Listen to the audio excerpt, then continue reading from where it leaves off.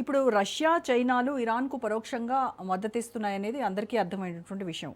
ఇప్పుడు ఈ సంక్షోభము అమెరికా కూటమి వర్సెస్ రష్యా, చైనా కూటమిగా మారి ఇదేమైనా కొత్త కోల్డ్ వార్‌కి ఏమైనా దారితీసే ప్రమాదం ఉందంటారా? చైనా తన ఆర్థిక అభివృద్ధిని తను చూసుకుంటుందండి.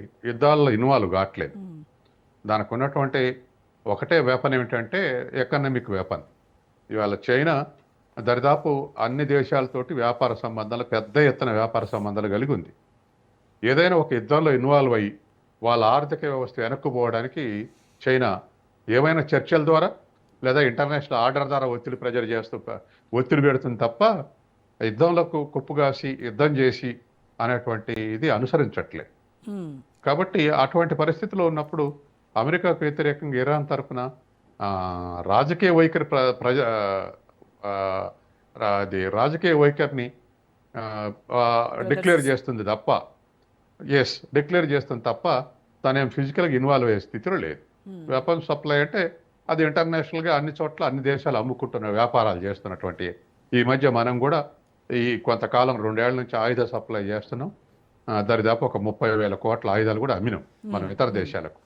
అది వ్యాపారంలో భాగం. అలా వ్యాపారంలో భాగం ఏంటంటే ఇవాళ అమెరికా 60,000 ఇండస్ట్రీస్ ఉన్నాయి, ఈ వెపన్స్ తయారు చేసే ఇండస్ట్రీస్ ప్రపంచం మొత్తానికి అమ్ముకుంటుంది. హ్మ్. అట్లనే అది వ్యాపారంలో భాగంగా చూడాలి. ప్రత్యేకంగా ఆయుధాలు రష్యా, చైనా సప్లై చేయటం కాదు, వ్యాపారంలో భాగం. ఎవరు సర్ప్లస్ ఉంటే వాళ్ళు అమ్ముకుంటారు, ఎక్కడ డిమాండ్ ఉంటే అక్కడ అమ్ముకుంటున్నారు. హుహు. ఇప్పుడు హార్మోజ్ జలసంధి మూసివేతపై ఇరాన్ కూడా చాలా గట్టిగానే వార్నింగ్ ఇస్తోంది. అంటే ప్రపంచ ముడి చమురు సరఫరాలో దాదాపు 5వ వంతు ఇదే మార్గం నుంచి వెళ్తా ఉంది. సో అలాంటప్పుడు ఇరాన్ నిజంగానే ఈ జలసంధిని మూసేసేటువంటి సాహసం చేస్తుందంటారా? ఇన్ కేస్ అదే జరిగితే అంతర్జాతీయ సమాజం కావచ్చు, ఇటు అమెరికా సైన్యం కావచ్చు ఊరుకుంటుందంటారా? ఇది మళ్ళీ ఏమైనా పూర్తి స్థాయి ప్రపంచ యుద్ధానికి దారితీసేటువంటి అవకాశం ఉందా? ఎందుకు మొన్న ఆ, ట్రంప్ పర్యటనలో జిన్పింగ్ ట్రంప్ కూడా ఒక అంగీకారానికి వచ్చారుగా, హార్ముజ్ జలసంధిని స్వేచ్ఛగా వదిలేయాలని. చైనా కూడా సపోర్ట్ చేసిందిగా అమెరికా వైఖరిని. హార్ముజ్ జలసంధి ఓపెన్గా ఉండాలి, దాని మీద ఏ రిస్ట్రిక్షన్స్ ఉండొద్దని. కానీ ఇరాన్ ఊరుకోవట్లే కాబట్టి కదా. ఇరా ఇప్పుడు మూసేస్తా అంటులే ఇరాన్ని, మా సార్వభౌమత్వాన్ని గుర్తించాలంటుంది. మ్మ్. మూసేస్తా అనట్లే. మా సార్వభౌమత్వం అంటే దాని మీద మాదే హక్కు అనేది. యా. ఇప్పుడు మన చుట్టూన తీర ప్రాంతాల మీద మనదే హక్కు అని ఇంటర్నేషనల్ ఆర్డర్స్ ఉన్నాయి కదా. అవును. ఏ ఏ తీర ప్రాంతాలు ఎంతవరకు ఎవరి హక్కు అనేది. మ్మ్. జలాల్లో ప్రవేశిస్తే ఉరుక్కోట్లేగా. శ్రీలంక పోతే మన చేపలు పట్టే వాళ్ళని అవును. మూసేస్తురుగా, వాళ్ళు వస్తే మనం మూసేస్తున్నాంగా, పాకిస్తాన్ని మనం అరెస్ట్ చేస్తున్నాంగా. దానికి ఇంటర్నేషనల్ సూత్రాలు ఉన్నాయిగా. ఆ సూత్రాల ప్రకారమే దాని మీద సార్వభౌమత్వ హక్కు మాదే అంటుంది. మ్మ్. అంతేగాని మూసేస్తా అంటలే, దాన్ని గుర్తించాలంటుంది. ఇరాన్ హక్కుని గుర్తించాలంటుంది. గతంలో ఉన్నట్లే ఇప్పుడు కూడా కొనసాగాలంటుంది. కానీ మూసేస్తే చైనా కూడా అభ్యంతరం చెప్పిందా మూసేయటానికి లేదని. అవును. తర్వాత భారతదేశం కూడా విజ్ఞప్తి చేసిందిగా నౌకల్ని పోనివ్వాలని చెప్పేసి. మ్మ్. అది అమెరికా సృష్టిస్తున్నటువంటి తప్ప ఇరాన్ మీద దాడి చేస్తే ఆ దాడిని ఇంటర్నేషనల్ సమాజం గుర్తించాలని మూసేసింది. అవును. ఇవాళ ఆయుధ సంక్షోభం వస్తే ఎందుకు వచ్చిందని ప్రతి ఇంట్లో మహిళ కూడా అడుగుతుంది, గృహిణులు కూడా అడిగారు మ్మ్. ఎందుకని. అది ఎందుకు అంత దూరం ఎందుకు వెళ్ళిందంటే మూసేయటం లేదు, అంటే అంతర్జాతీయ చర్చ చేయాలని ఒక వ్యూహాత్మకంగా మూసేశారు. ఇప్పుడు అది అంతర్జాతీయ చర్చ అయింది. తర్వాత అమెరికా వైఖరిని వ్యతిరేకించడం మొదలుపెట్టారు. అది ఇట్లా దాడి చేసి ఈ సంక్షోభం సృష్టించడం కరెక్ట్ కాదని. మ్మ్. అందుకని అది ఇంటర్నేషనల్గా ట్రంప్ మీద ప్రెజర్ బిల్డప్ చేయడానికి మూసేసినటువంటిది అది. ఇప్పుడు ఈ యుద్ధం కాబట్టి కూడా సార్ ఒకవేళ మేము చెప్పండి. ఇరాన్ ఫీజు వసూలు చేస్తామంటే చైనా వ్యతిరేకించింది. అవును. ఫీజు వసూలు చేయొద్దు, ఏది లేదు, స్వేచ్ఛగా వదిలేయాలి. నౌకారణాయానికి వదిలేయాలని చెప్పేసి ఓపెన్గా డిక్లేర్ చేసేది ట్రంప్తో పాటు. మ్మ్. ఈ యుద్ధం అంటే కేవలం ఇరాన్తోనే ఆగకుండా ఇటు లెబనాన్కి కూడా విస్తరించింది. చూస్తే ఇప్పుడు ఇజ్రాయెల్ పాత్ర ఇక్కడ మనం చాలా కీలకంగా చూడాలి సార్. అమెరికా తన కంట్రీలో ఎన్నికల కోసమో లేకపోతే అంతర్గతంగా రాజకీయాల ప్రయోజనాల కోసమో ఇజ్రాయెల్ భుజం మీద గన్ను పెట్టి ఈ ఆట అంతా ఆడుతుందేమో అనిపిస్తూ ఉంది. ఆధిపత్యం కోసం మిడిల్ ఈస్ట్లో కేవలం ఆధిపత్యం కోసము ఇజ్రాయెల్ని వాడుకుంటుంది. ఇప్పుడు మనం చర్చించే విషయాల్లో అసలు ఆబ్జెక్టు అమెరికా ఆబ్జెక్టు అదే. అది మిడిల్ ఈస్ట్ మీద గ్రిప్ సాధించడం. ఇదివరకే 9-10 సైనిక స్థావరాలు ఉన్నాయి గల్ఫ్ దేశాల్లో. ఆ స్థావరాల మీద ఈ యుద్ధం సందర్భంగా ఇరాన్ దాడి చేసింది. అమెరికాకు దరిదాపు 10,000 కోట్ల నష్టం కలగజేసింది. ఇప్పుడు కూడా స్థావరాలు రక్షించలేవు అనేది వాళ్ళకి అర్థమైపోయింది అరబ్ దేశాలకు. అందుకని ఇప్పుడు ఇజ్రాయెల్ ద్వారా దాడులు చేయిస్తుంది. యా. లెబనాను సహజంగానే ఇరాన్ మిత్ర దేశం.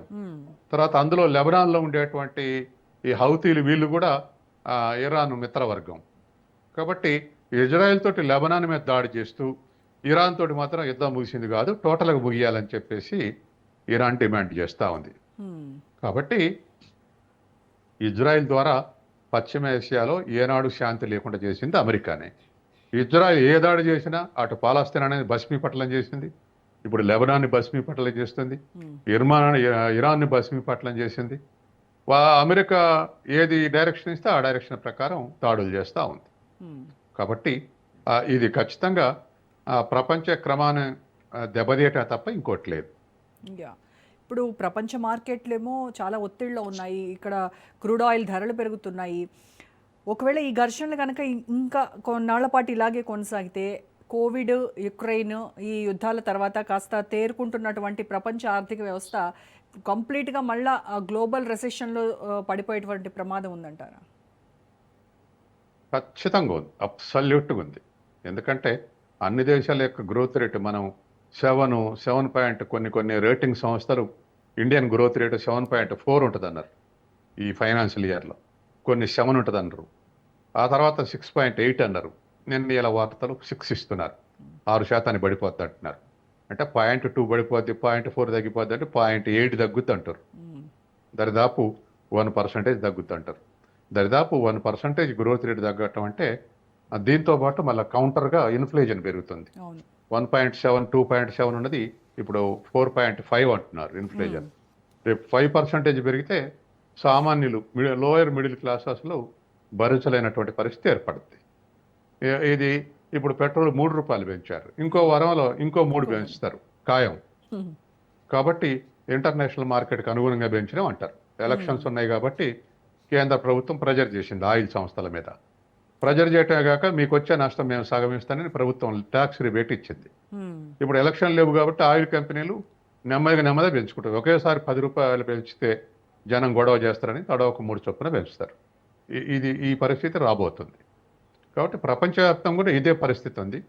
మన ప్రశ్న ఏమిటంటే ఇప్పుడు ఇంటర్నేషనల్ ధరలకు అనుగుణంగా సవరిస్తాం అన్నది జస్టిఫై చేయాలంటే తగ్గినప్పుడు కూడా ఆ విధంగా సవరించాలి కదా. తగ్గినప్పుడు కూడా ఆ బెనిఫిట్స్ కస్టమర్స్కి ఇవ్వాలి కదా. అప్పుడు కంపెనీస్కి బ్యారెల్ $40 ఉన్నప్పుడు, $30 ఉన్నప్పుడు 3 ఏళ్ళు పాటు ఉన్నాయి. అట్లా ఉన్నప్పుడు ఆ బెనిఫిట్ కస్టమర్స్కి ఎందుకు ట్రాన్స్ఫర్ చేయలేదు, ఎందుకు ఇవ్వట్లేదు? ఆయిల్ కంపెనీలు సెంట్రల్ గవర్నమెంట్ పంచుకున్నాయి వాటిని. తర్వాత రష్యా డిస్కౌంట్ రేటు మీద ఇస్తే ఆ డిస్కౌంట్ రేటు కస్టమర్స్కి ఎందుకు ట్రాన్స్ఫర్ చేయలేదు? ఇతర దేశాలకు మళ్ళీ రీఎక్స్పోర్ట్ చేసి ఎందుకు లాభాలు సంపాదించారు? ఇవన్నీ ప్రశ్నలు. కాబట్టి ఇది ప్రజల మీద భారాలు రుద్దే విధంగా చేయటం, కార్పొరేటివ్ వర్గాలకు ఎప్పుడు కూడా బెనిఫిట్ ఉండే విధంగా అడ్జస్ట్మెంట్ చేస్తూ ఉన్నారు. ఆ అడ్జస్ట్మెంట్లో న్యాచురల్ జస్టిస్ ఉండాలి. అంటే ఇప్పుడు ప్రజల మీద భారం పోపితే అప్పుడు ప్రజలకు వెసులుబాటు కల్పించాలి తగ్గినప్పుడు. అంతే కదా. అది లేదు, ఇది అవుతుంది. అండ్ ఇరాన్ ఆస్తులను స్తంభింపజేయడము, లేకపోతే ఆంక్షలు విధించడము, ఇట్లాంటి ఎకానమిక్ బాంబ్స్ ప్రయోగిస్తూ అమెరికా ఈ రకంగా చేస్తూ ఉంది. దీనివల్ల డీడాలరైజేషన్ను ప్రోత్సహించడం కోసం చైనా, రష్యాలను వాళ్ళిద్దరికీ కూడా మరిన్ని అవకాశాలు ఇచ్చినట్టు అవ్వట్లేదంటారా డీడాలరైజేషన్ కోసం? ఇప్పుడు ఎవరైనా ఒత్తిడి ప్రయోగిస్తే ఆల్టర్నేటివ్ చూసుకుంటారండి. ఇప్పుడు అమెరికా చేసే ఒత్తిడికి మిగతా దేశాలు ఆ ఒత్తిడి నుంచి ఎస్కేప్ అయ్యే ఆల్టర్నేటివ్ చూసుకుంటున్నాయి. ఇప్పుడు అమెరికాకి అది కౌంటర్ ప్రొడక్టివ్ రిజల్ట్ వస్తుంది. బ్రిక్స్ తిప్పలు పెడుతుంటేనే వీటితో తిప్పలు పెడుతుంటేనే బ్రిక్స్ ఒక సపరేట్ కరెన్సీ తెద్దామని ఆలోచిస్తున్న క్రమంలో డాలరైజేషన్ కావాలి, డీడాలరైజేషన్ కావడానికి వీలు లేదని ట్రంప్ అనేక ప్రయత్నాలు చేస్తున్నారు. అయినా డాలర్ ఇంపార్టెన్స్ను కాపాడలేకపోతున్నారు. ఫారెన్ రిజర్వ్స్ 64% ఉండేది డాలర్ల రూపంలో, ఇప్పుడు 56% తగ్గింది వరల్డ్ వైడ్గా. తర్వాత గోల్డ్ రూపంలో దాచుకుంటున్నారు. గతంలో 10% ఉండేది ఫారెన్ రిజర్వ్స్, ఇప్పుడు గోల్డ్ రూపంలో 20% ఉంది. ఆల్టర్నేటివ్ వెతుక్కుంటారు. ఇదివరకు ఇతర కరెన్సీలు 2% అది ఫారెన్ రిజర్వ్స్, ఇప్పుడు 6% పెరిగింది. కాబట్టి ఈ విధంగా డీడాలరైజేషన్ ఖచ్చితంగా ప్రాక్టీస్ చేస్తారు ఆర్థిక వ్యవస్థలు సస్టైన్ కావటానికి. కాబట్టి అది కౌంటర్ ప్రొడక్టివ్ రిజల్ట్స్ వస్తుంది. అలా రావటానికి కావటం ఏంటంటే గ్రోయింగ్ ఎకానమీస్ వాటిని బూడుస్తుంది. దాంట్లో మొదటి స్థానంలో చైనా ఉంటుంది, మిగతా దేశాలు కూడా వాటి వెనకాల ప్రయాణిస్తున్నాయి. యా ఇప్పుడు భారత్ ఎలాంటి వైఖరి మనం అవలంబించాలంటారు? ఎందుకంటే భారత్కి ఇటు అమెరికాతో స్ట్రాటజిక్ పార్ట్నర్షిప్ ఉంది, ఇటు ఇరాన్తో చారిత్రాత్మక సంబంధాలు ఉన్నాయి. సో ఈ నేపథ్యంలో మరి ఇట్లాగే చమురు ధరలు పెరుగుతూ ఉంటే మీరు అన్నట్టుగా ఇన్ఫ్లేషన్ భారీగా పెరిగి రూపాయి విలువ పడిపోతుంది. మరి ఇంత క్లిష్ట పరిస్థితుల్లో మనం తీసుకోవాల్సినటువంటి స్టాండ్ ఏంటంటారు? ఇన్ ఫేవర్ ఆఫ్ అమెరికానే ఉంటుంది. ఎందుకుంటుందంటే ఇరాన్ నుంచి మనకి హిస్టారికల్ రిలేషన్స్ ఉన్నాయి, వాటిని మనం రెస్పెక్ట్ ఇవ్వట్లే ఇరాన్కు. ఎప్పుడైతే 19లో ఆయిల్ సంబంధాలు ఎప్పుడైతే ఇరాన్ తోటి దిగిపోయినాయో అప్పటి నుంచి దరిదాపు ఇప్పటికి 7 ఏళ్ళు సెంట్రల్ గవర్నమెంట్ ఇరాన్ వదులుకుంది, పైప్ లైన్ వదులుకుంది, ఇరాన్ వదులుకుంది. ఇరానే తాపత్రయపడుతుంది మాకు మిత్రదేశం అని తప్ప భారతదేశం మిత్రదేశంగా వ్యవహరించడం లేదు. ఇది నెంబర్ 1. తర్వాత నెంబర్ 2, ఇప్పుడు చైనా తన అవసరాలు తీరక, గల్ఫ్ నుంచి వచ్చే అవసరాలు తీరక మొన్న జిన్పింగ్ ట్రంప్ ఒప్పందంలో ఆయిల్ దిగుమతి చేసుకోవడానికి ఒప్పందం కుదిరింది అమెరికా నుంచి ఆయిల్ దిగుమతి చేసుకునే అవకాశం ఉంది చైనా. కాబట్టి అమెరికా నుంచి దిగుమతి చేసుకుంటుంటే ఇండియా కూడా అదే అనుసరించే అవకాశం ఉంది. అంత ఇంత అమెరికా నుంచి దిగుమతి చేసుకునే అవకాశం ఉంది. కాబట్టి అమెరికాను కాదనలేని స్థితిలో భారతదేశం ఉంది.